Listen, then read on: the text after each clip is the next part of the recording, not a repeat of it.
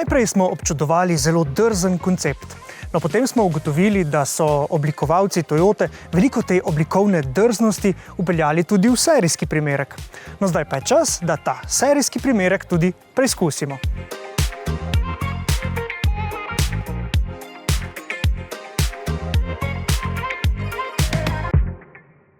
Življenjepis modela CHR lahko zapišemo kar nekaj razmeroma pomembnih dosežkov in značilnosti.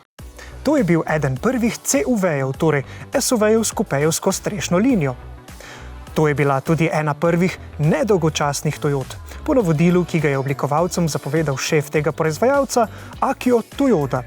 In ker je to model, ki je v prvi vrsti namenjen Evropi, je moral tudi njegov hibridni pogon zadovoljiti vozniško zahtevne evropske voznike.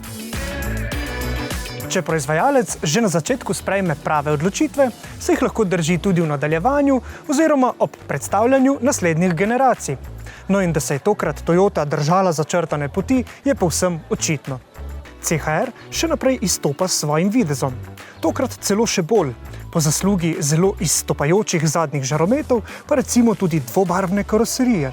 No, celo trobarvne karoserije. Nekaj plastike na zunanjosti avtomobila namreč zaradi ekoloških razlogov celo ni lakirane. Ampak tiste najbolj občutne prednosti so se izkazale ob naši prvi vožnji, torej za volanom. Pri Toyoti so namreč želeli, da njihov hibrid ne bi bil le ekonomičen, ampak tudi zabaven za vožnjo.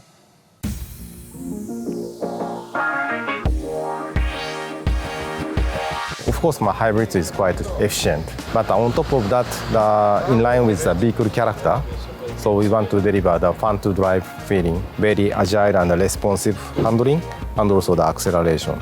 If the style is emotional, but boring performance, that kind of things we didn't want. Tudi Toyotini testni vozniki so vozilo veliko preizkušali na dinamičen način. Z njim so se recimo podali celo na Nürburgring, pa na sneg, ampak ne zato, ker bi bil to kakšen zelo športen model, pač pa predvsem v želji, da bi pregovorno umerjen hibridni pogon ustrezal tudi zavitim evropskim cestam, ki jih imamo evropski vozniki zelo radi. Tako so nam povedali pri Toyoti. It depends on the situation, but if we go to for example, a little bit slippy road or some winter condition, I think the four-wheel drive 2.0 liter hybrid is much better. But I drove in Sweden last year in the cold test. It's quite fun and very stable. CHR bo po novem na voljo tudi kot priključni hibrid, ampak tega si pustimo za kasneje. Toyota ga bo namreč uradno predstavila februarja. Sam sem tokrat preizkušal različico s klasičnim hibridnim pogonom, torej 5. generacijo Toyotinega hibrida. CHR namreč prinaša enake hibridne pogone kot model Corolla Cross, le da so bili ti deležni še nekaj finih evropskih nastavitev. First generation CHR is a kind of global SUV.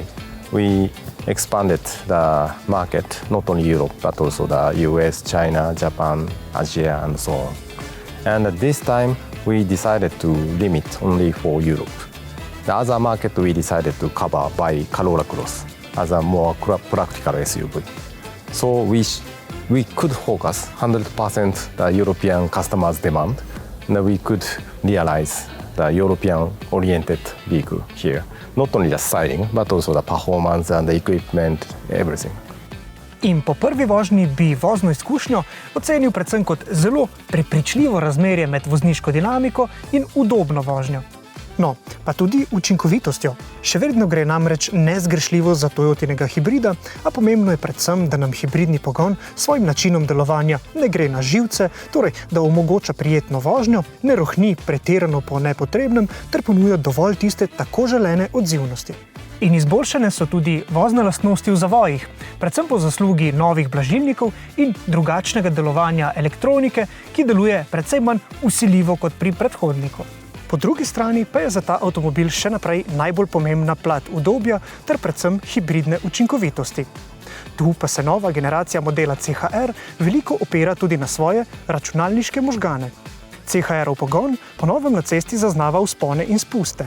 Tako prilagaja pomoč elektromotorja oziroma delovanje pogona, po potrebi dodaja ali odvzema moč in navor in tako zagotavlja čim bolj tekočo vožnjo. Of course, this is a hybrid. Even we want to achieve more good performance or driving dynamics, we cannot compromise the efficiency as a hybrid. 1.8 hybrid, we introduced a new transaxle. It can generate more power, but it's more compact. So finally, the efficiency become better than previous model, and the power is much better.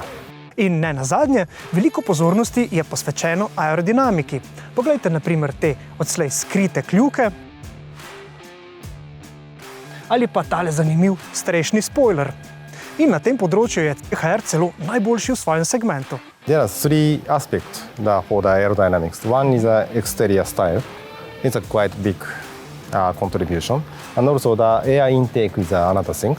And also the airflow under the floor. These three portions aspect is a big contributor. So of course, as I mentioned, the exterior we try to manage as much as possible without compromising the style, the intention.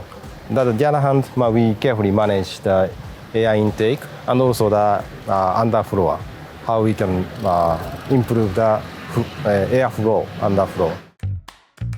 CHR torej ostaja nekakšen avtomobilski nastopač, v katerega se sicer vstopa precej pokončno. Sedi se namreč precej više kot pri Priusu, ampak kljub temu se bosta v tem avtomobilu še naprej najbolje počutila dva. Spredaj je namreč za Toyotine standarde nadpovprečno domiselno oblikovana tudi notranjost. Posebej zanimiva je tale pregrada, ki nekako ustvarja utesnjen občutek kokpita.